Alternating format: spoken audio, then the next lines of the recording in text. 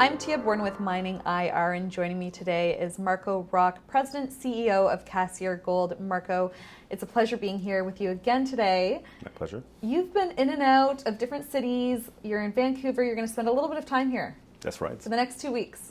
At least, yeah. At least 2 weeks, a little business and a little bit of pleasure. That's correct. Some skiing. That's right. Amazing. Now, can you give our investors an overview of Cassiar? Absolutely. So Cassiar Gold is a Canadian gold explorer. We are focused on our flagship project, the Cassiar Gold project, which is located in northern BC. We have a foundational resource there of 1.4 million ounces at 1.14 grams per ton gold, right at surface and open in all directions. And we're actually, last year we did our largest drill campaign to date, 23,000 meters, looking to expand that bulk-tonnage resource, as well as looking to extend some high-grade veins that are underground at the Cassiar South area of our project. As well as some outside regional targets. And at Cassiar, we're also very lucky because in addition to that resource and that exploration upside, we have a wealth of infrastructure because we have a past producing gold project. We have Highway 37 coming across our property. We have a fully owned and permitted mill. We have mine permits. And in addition to all of that, we have a really very successfully and very experienced management and board that is, very well supported by a very competent team on the ground, has been doing a great job as well. Now, you just announced completion of the 2022 Taurus program. Now, can you give us more insight as to what those results look like? Absolutely. So we've drilled 23,000 meters last year, and so far we released roughly 8,000 meters. So just over a third of our drill program. So 2/3 still to be coming out. So we released so far 4 batches of drill results. Late in 2022, we've released some results at Taurus East, where we extended mineralization 700 meters to the east of our Taurus deposit. We also released some drill results from Taurus Main, some infill drilling. And just this week and last week, we've announced results from some more results, again from Taurus, Taurus Southwest, Taurus Northwest, with some really spectacular intercepts. We expanded mineralization to the southwest. We expanded mineralization within the pit shell. So, so far really good results, and I'm very excited to see what's coming next as well. And you're still waiting on some of the results to be released. That's correct. And when can we expect those? So we expect probably within the next couple of months. So probably until the end of March, we'll be receiving everything and getting everything out. Now, you have one flagship project, the Cassiar Gold flagship project, which is also divided into 2 different projects. If you could explain a little bit more, you have the South and the North. How are each of those unique? Our flagship Cassiar project is 59,000 hectares. It's 27 kilometers by 25 kilometers. It's a really large land package, and actually, which is not unusual. It has 2 styles of mineralization, which is quite not unusual in orogenic gold systems, which is the type of system what we have. So at the Cassiar North project, for the most part, is where we have these bulk tonnage, near surface, open pitable targets, similar to our Taurus deposit, where we have the 1.4 million ounce resource. So that's more like bulk tonnage opportunities, typically 1, 2, 3 gram per ton material. Then at Cassiar South, this is where we have most of the past production, historical past production in our district. This is where we had over 315,000 ounces at nearly 16 grams per ton coming from these underground veins. So very high grade material, but from underground veins. So there we have some more exciting intercepts in terms of grade, and it's just some people find it more exciting at Cassiar South. Some people like more the Cassiar North. We have a preference for both, but we haven't released anything from Cassiar South, and that actually tends to be what excites investors the most, just because of the grade. So they'll be coming out over the next few weeks, so a lot to look up for there. Marco, can you tell us what access is like in terms of transportation and energy, as well as what involvement you have with the community? So in terms of access, really doesn't get better than what we have. So we have, as I mentioned, Highway 37 bisecting our property. That's actually what separates kind of Cassiar North from Cassiar South. In fact, you can drive from Vancouver all the way to the top of our 1.4 million ounce resource without ever leaving a paved road. So it really doesn't get better than that. In terms of energy, we have access to power from BC Hydro, which is good. And in terms of community, we have an excellent relationship with the community and First Nation partners. We meet regularly, and we're very proud with the relationship we have built there. We continue to build upon every year. We try to attract more First Nation members and community members into our project, and really build the skills and support the local economy as much as possible, because our success will be a success of the community, and we really want to share that success with all the stakeholders that are around us, employees, shareholders, as well as the community around our project. Marco, outside of your flagship project, you're currently working on your Sheep Creek project as well. Can you give us an overview on that project? Sure. So Sheep Creek is our secondary project. It's located in southern BC, close to the border with the U.S. So it's a very exciting project. It's a district that has produced historically until 1951 nearly 3/4 of a million ounce.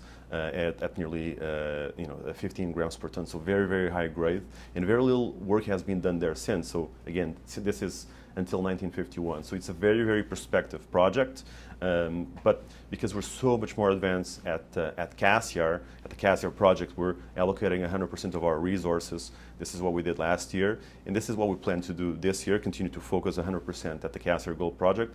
But as I said, it's very prospective, so we're having some conversations, and we'll be open to having dialogues with the right partner, and for the right terms, we could be considering some M&A there. But it's certainly a very exciting project, and we're very, very happy to have 100% ownership on that project, on that district. That's wonderful. Now, you come from a finance background. How did you get into mining?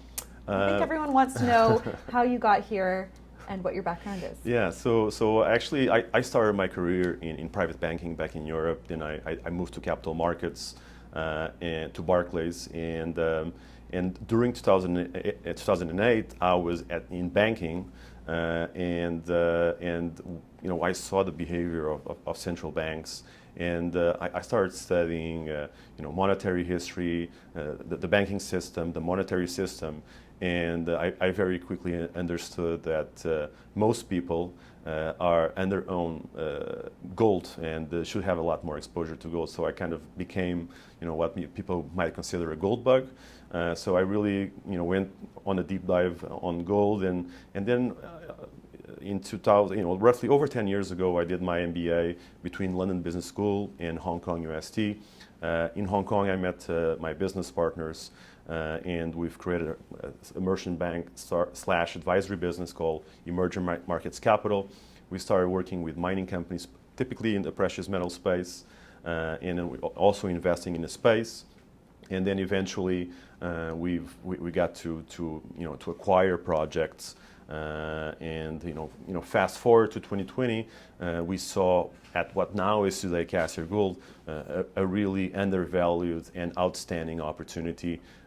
We became very good friends with one of our technical advisors, which is Doug Kerwin, one of the most successful exploration geologists in the world. And he made comparisons to the Fosterville, which is one of the biggest districts in the world, if not the biggest, lowest cost producing gold mines in the world. And with that kind of assessment, it was just too hard not to jump on board. And I took over as CEO, and in 2020 we've drilled 5,000 meters. In 2021 we drilled 11,000 meters. In 2022 we drilled 23,000 meters, and you can see where we're heading. So it's been very exciting. It's been living up to the expectation, and we've also been able to attract really a high caliber team, not only at the board and C-suite level, but also on the ground. The technical team it's really outstanding, and it's been a great ride so far. Marco, ESG is on the top of everyone's minds right now. What are your thoughts around it? So we have an annual ESG report that we put out. I've mentioned some of the things we do on the social side. Everything that we do and the way we operate, we're always thinking about the impact it has on the community. And for the most part, we want to be a force for good and have a positive impact in our communities. On the environmental side, we do water monitoring. We're very lucky, for example, that most of our rocks are actually carbonaceous, which means that they're not as acid rock generating, so they're self-buffering. And one of the things that we are actually looking is, very close to our project, there's an old asbestos mine that's part of the government property, and we're thinking on a future mining scenario, we could use our tailings to cover that environmental liability, which is in the government's hands. We also do wildlife monitoring. We meet with the community regularly throughout the year. We try to be ahead of any concerns that might arise, and for the community, hunting access is very important. So that's something we make sure that we provide the necessary awareness so that we don't impact on their activities during the summer. On the governance side, we also abide by the highest standard, and I think you can find the report, which is very, very complete and comprehensive on our website, and it's something that we're also very proud of as a company. As we all know, it's very important to have a successful team behind you, a strong team with a lot of diversity. Can you tell us about your team and how they benefit Cassiar? Absolutely. So it's really one of the key benefits of Cassiar Gold as a company. I can start at the top. So our chairman and largest individual shareholder is Steve Lewin. He's a former president and CEO of IM Gold from 2010 to 2020. So he's a very successful and accomplished mining executive. We also have another Steve Robertson. He's a geo on our board. He has received the Schultz Award for Excellence in Mine Development in 2016 for his work at Red Chris. Red Chris is just 200 kilometers south of us on Highway 37. So his experience is very, very relevant for our project. We also have a mining engineer on our board, Chris Stewart. He is the former president and COO of McEwen. He's now the CEO of Minto Metals, who is a copper producer in the Yukon, which is relatively close to us. And we also have James Maxwell on our board. He's a geo as well. He is the exploration director. He was the exploration director for Sabina Gold and Silver, and they have over 10 million ounces in the Arctic Circle, and he's now the VPX for First Mining Gold. So it's a very diverse and very successful board. And again, we have a team on the ground, from Jill Maxwell to Spencer Skergat to Tyler Vig to Colin. It's a very, very energetic young team.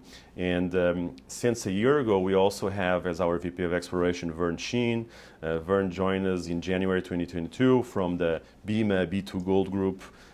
His expertise is really taking advanced deposits and trying to find the edges of the deposits, and then take the projects to economic studies and eventually to production. He has helped define reserves of nearly 8 million ounces, and 5 million of those are now into production. And that was exactly the type of expertise that we needed, and it's great to have Vern on board. So it's a very, very well-rounded team, and I'm very lucky to be surrounded by a team of this caliber, from the board to the management team to the technical team on the ground. It's very apparent how strong your team is based on your current success. Now, what are some catalysts that investors should be aware of for this coming year? So as I mentioned before, we drilled 23,000 meters last year. So we released just under 8,000 meters. So we have over 15,300 meters of drilling yet to be released in the next 8 to 9 weeks. So a lot to look out for. That's 45 drill holes, very exciting. And in addition to that, we will be opening camp in May, and we'll likely start drilling on the 1st of June. We wanted to have a drill campaign at least as big as last year, if not bigger, so we can keep the momentum of what we're having over the last few years. So, really a lot to look out for. Now, outside of the drilling that'll start in May, what else are you looking forward to for 2023? What excites you the most? So I think, generally in 2022, I think it was a relatively rough year for the markets in general, including for miners, from producers to mid-tiers to juniors. Valuations were pretty hurt And it's interesting because in the last 2 months we saw gold price rally $300 from 1620 to over 1930. I think we've seen an inflection point. I think we're starting to see some excitement getting back to the sector. We're starting to see the valuation starting to go up. I can't control the gold price. I can't control the sentiment. But I truly think that 2023 is a year which gold is going to shine. I wouldn't be surprised if we see, some people talking about $2,000 gold. $2,000 gold is $70 away, so we might be there this week. But I truly believe that we might see 3,000 gold this year. Again, not something that I worry too much about because we focus as a team on the things that we can control. But certainly, if we have gold price moving and some excitement getting back into the resource, into the precious metals complex, that will probably help with the valuation because a year ago our stock was trading roughly at $1.48. Today we're around 60 cents. So we still have 15,000 meters to release, and the stock price move that we had last year was just on the back of an 11,000 meter drill program. So there's certainly a lot of potential, and the project has been advanced quite significantly. So that's kind of my internal target. So maybe let's see if we can get there. Lots to look forward to. Can you tell us what BC is like as a mining jurisdiction? Absolutely. So I think we've been seeing a lot of excitement around BC. So we had the Newcrest, which is a majority owner of the Red Chris mine just 200 kilometers south of us, where Steve Robertson, our board member, was involved. They had that $3 billion acquisition of Pretium, also in the Golden Triangle, not too far away from our project.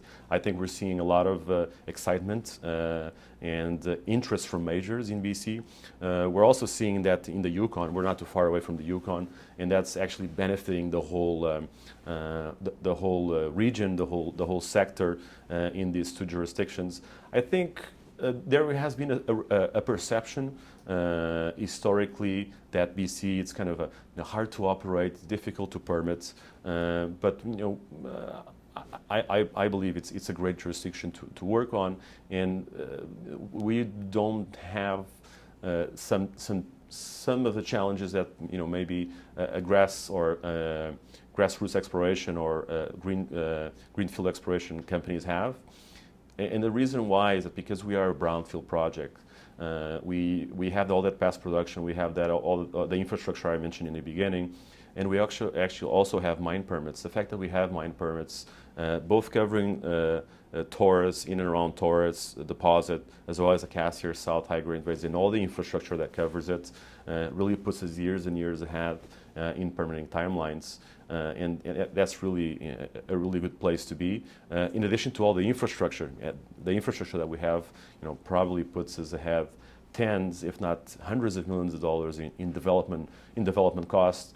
And that's especially important and relevant in the inflationary environment that we're living, which I don't think it's going to change anytime soon, unfortunately. But I guess that's really a benefit that we have as a company because we have a lot of that infrastructure already sunk in, as well as that permitting. But generally, BC, I think it's a great jurisdiction to work in. So essentially, that allows you to move a little bit more quickly. Exactly. Yeah. Amazing. Now, is there anything else that you would like to leave our investors with?